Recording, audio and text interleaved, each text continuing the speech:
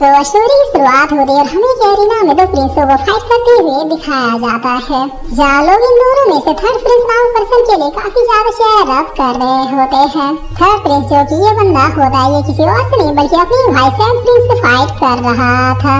और वाकई में ये दोनों भाई फाइट के मामले में एक दूसरे को बिल्कुल बराबरी का टक्कर दे रहे होते हैं। सेकंड प्रिंस जो कि हमारा मेन कैरेक्टर ये अपने पाल बना के साथ थर्ड प्रिंस की तरफ बढ़ता है, बट थर्ड प्रिंस अपने और को फेंक करता है, सेकंड प्रिंस को दूर गिरा देता है। तब ये देखकर लोग पागल होते ही कह रहे कि देखो थर्ड प्रिंस कितना ज्यादा पावरफुल हो चुका है। जिस पर एक लड़का कह रहा है लेकिन ये तो hand to hand combat fight थी, तो फिर थर्ड प्रिंस ने अपने और का यूज क्यों किया। तब नीचे वाला कह रहा है अगर सेकंड प्रिंस के पास कल्टीवेशन नहीं है तो फिर इसमें थर्ड प्रिंस की क्या गलती है। जिस पर बगल वाला कह रहा है बहस मत करो, सभी जान रहे थर्ड प्रिंस सेकंड प्रिंस को बहुत ही आसानी से डिफीट कर देगा, क्योंकि सेकंड प्रिंस ने अपने कल्टीवेशन का वेट नहीं किया है। इसीलिए इस मैच को बस एक अच्छे शो की तरह एंजॉय करो। तब इधर मेरीना में थर्ड प्रिंस सेकंड प्रिंस से कह रही भाई हार मान लीजिए, भले ही आप हैंड टू हैंड कॉम्बैट में कितने एक्सपर्ट क्यों ना हो, बट बगैर अपने कल्टीवेशन का वेट किया आप मुझे कभी भी डिफीट नहीं कर पाएंगे। जिस पर सेकंड प्रिंस कह रही सिर्फ हर बार यही होता है। तब थर्ड प्रिंस कह रहा कि आप जन्म में ही लूजर थे, इसमें आपकी कोई भी गलती नहीं है, जाइए अब आराम से जख्मों पर तेल मालिश करके रेस्ट कीजिए। और इतना कह थर्ड प्रिंस यहाँ से चला जाता है। जिस पर आप सीन चेंज होता है और हमें सेकंड प्रिंस के पैलेस का सीन दिखाया जाता है, जहाँ सेकंड प्रिंस की जो होने वाली वाइफ थी वो उसी के भाई क्राउन प्रिंस के साथ गुलछर्रे उड़ा रहे थे। यहाँ ये लड़की अब क्राउन प्रिंस से कह रही कि अगर तुम्हारे भाई ने हमें देख लिया तो इसकी इतना कह रहे वाकई में सेकंड प्रिंस यहाँ आ जाता है, जो इन लोगों से पूछता है क्या यहाँ मुझसे मिलने मेरी फियांसे माँ क्यों न आई थी। जिस पर इस बात सुन के ये लोग घबराने के सिवा कुछ भी नहीं कहते हैं। जिस पर सेकंड प्रिंस की नजर भी अब कमरे की ओर पड़ती है, जहाँ क्राउन प्रिंस कह रहा होता है उसी पार्टनर की चिंता तुम क्यों कर रहे हो, उसने अभी तक अपने कल्टीवेशन को भी अवेक नहीं किया, मैं जब चाहूँ उसे कुत्ते की तरह पट्टा बना के मार सकता हूँ। इन बातों सुनिए सेवन कह रहा कि मौके तुमने मुझसे धोखा किया, और इतना क्या कि ये गेट खोल देता है। जिस पर ये लोग भी अंदर से बड़े किसी रेडी या फिर सर उनके सेकंड प्रिंस को देखते हैं। सेवन कह रहा है क्राउन प्रिंस तुम, जिस पर क्राउन प्रिंस कह रहा है कि बुरा मत मानो भाई, ये दुनिया ही ऐसी है, यहाँ पर सिर्फ पावरफुल लोगों की इज्जत और पूजा होती है। अब अगर हमारे रॉयल पैलेस में तुम वेस्ट निकल गए तो फिर इसमें मैं क्या कर सकता हूँ। तभी लड़की माँ फिर भी कह रही सेवन तुम जाओ भाड़ में, हम चले पहाड़ में, मुझे क्राउन प्रिंस पसंद है ना कि तुम, इसलिए मेरी लाइफ से दफा हो जाओ। जिस पर इतना सुन सेवन इनके ऊपर अटैक करने के लिए बढ़ जाता है, बट क्राउन प्रिंस तुरंत ही साइड हो जाता है। जिसके बाद ये अपने ड्राइवर मास्टर सोल को अपहरण करके सेवन के ऊपर एक सुरर अटैक करता है। तब इस अटैक के लगते सेवन बाहर की ओर घसीटता हुआ जाके गिरता है और काफी हर्ट होते हुए खांसने भी लगता है। जिस पर क्राउन प्रिंस कह रही भाई क्या तुम्हें सच में लगा तुम मुझे मार सकते हो, आखिर तुम जैसे नाली के कीड़े ने ये सोचा भी कैसे। तब सेवन प्रिंस लड़की से कह रही तुम्हारे फादर ने हमारी सगाई भी की थी, फिर तुमने ऐसा क्यों किया। जिस पर माफिन कह रही हाँ मेरे पिताजी ने वो किया था, लेकिन तब तुम एक ग्रेट जनरल थे, लेकिन अब देखो तुम क्या से क्या हो गए, क्या वाकई तुम्हें लगा कि मैं तुम जैसे वेस्ट से शादी करूंगी। तब सेवन क्राउन प्रिंस से कह रहा है तुम तो जानते हो ना कि मैं रॉयल पैलेस का ग्रेट जनरल हूँ, क्या तुम्हें डर नहीं है कि अपने भाई की मंगेतर के साथ ऐसी घिनौनी हरकतें करने की वजह से एम्परर तुम्हें पनिश करेंगे। जिस पर तभी आप रॉयल पैलेस का मेन मंत्री आते ही कह रहा है कि उसकी चिंता आप मत कीजिए सेवंथ प्रिंस, और फिर ये मंत्री क्राउन प्रिंस को ग्रीट करते हुए कह रहा है कि आप जैसा चाहते थे चीजें बिल्कुल उसी तरह से हुई है। तब क्राउन प्रिंस कह रहा है तो फिर बता दो इस कूड़े को कि इसकी औकात क्या रह गई है। जिस पर ये मंत्री अब एक लेटर को पढ़ते हुए कह रहा है क्योंकि अब सेवंथ प्रिंस वो दम नहीं रह गया जो कि आज से 3 साल पहले हुआ करता था।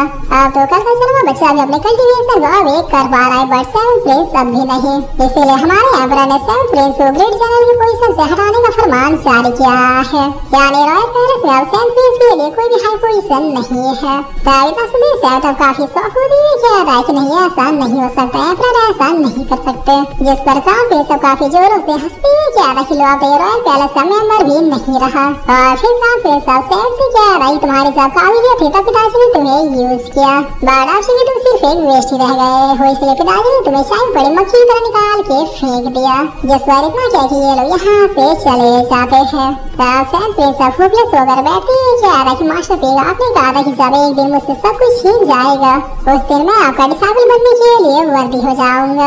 क्या आप आज के दिन के बारे में मुझे हिंट दे रहे थे?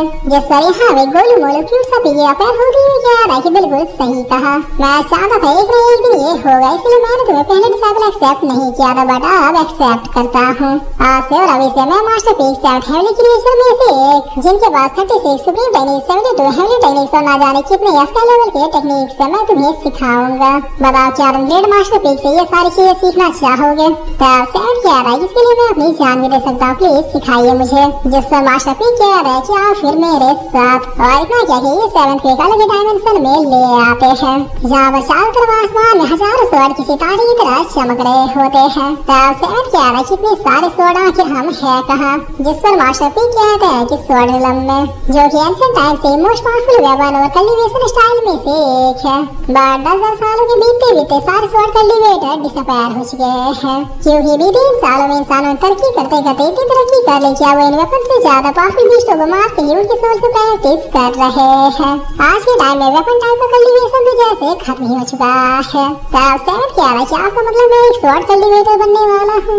जिस पर मास्टर पीग कह रहे हैं क्यों, क्या तुम्हें कोई आपत्ति है? तब 7th कह रहा है कि आपत्ति नहीं है, बस थोड़ा ये ओल्ड फैशनेबल लग रहा है। जिस पर मास्टर पीग कह रहा है कि ओल्ड ही तो गोल्ड होता है लड़के। तब 7th कह रहा है बताइए फिर मुझे क्या करना है? जिस पर मास्टर पीग कह रहा है सबसे पहले तुम एक स्वॉर्ड को चूज करो। तब 7th पूछता है कितने सारे स्वॉर्ड में मैं एक को चूज कैसे करूं? जिस पर मास्टर पीग कह रहे हैं कि चिल्लाते हुए कहो कि मुझे सबसे स्ट्रॉन्गेस्ट स्वॉर्ड का ओनर बनना है। तब 7th थोड़ा फनी स्टाइल में कह रहा है कि सीरियसली? जिस पर मास्टर पीग कह रहे हैं कि बिल्कुल। तब 7th बिल्कुल इसी तरह से चिल्लाते हुए कह रहा है कि मुझे सबसे पावरफुल स्वॉर्ड का ओनर बनना है। जिस पर 7th ऐसा कहते हैं स्वॉर्ड्स में हलचल होने लगती है। तब 7th कह रहा है अरे वहाँ लगता है काम हो गया। मास्टर पीग देखिए एक स्वॉर्ड मेरी तरफ ही आ रहा है, लेकिन तभी कोई दूसरा स्वॉर्ड आके स्वॉर्ड को डिस्ट्रॉय कर देता है और यहाँ पर अब चारों तरफ स्वॉर्ड के बीच में जंग छिड़ जाती है। तब 7th पूछता है कि मास्टर आखिर ये सब क्या हो रहा है? जिस पर मास्टर पीग बता दे यहाँ में मौजूद हर एक स्वॉर्ड को लगता है कि वही सबसे पावरफुल है, इसलिए तुम्हारे पास आने के लिए एक दूसरे से फाइट कर रहे हैं। इस पूरे स्वॉर्ड में 10 सालों बाद कोई आए, भला ऐसे मौके को ये लोग कैसे जाने दे सकते हैं? तब ये स्वॉर्ड्स फाइट करते करते प्लैनेट्स को ही डिस्ट्रॉय करने लगते हैं, जिसे देख 7th कह रहा है क्या ही वो है इन स्वॉर्ड्स में। तब मास्टर पीग अपने मन में कह रहे कि ऐसा तो मैं पहली बार देख रहा हूँ कि इस लड़की के लिए सारे स्वॉर्ड्स में ऐसी जंग छिड़ चुकी है। लगता है इस लड़की को अपना ओनर बनाने के लिए पूरा स्वॉर्ड रिलम ही डिस्ट्रॉय हो जाएगा। जिस पर 7th कह रही मास्टर ऑलमोस्ट सारे स्वॉर्ड्स डिस्ट्रॉय हो चुके हैं, क्या मेरे लिए एक भी बचेगा या फिर नहीं? तभी आसमान में एक स्वॉर्ड अपने आसपास के सारे स्वॉर्ड्स को डिस्ट्रॉय करते हुए 7th के पास आ जाता है।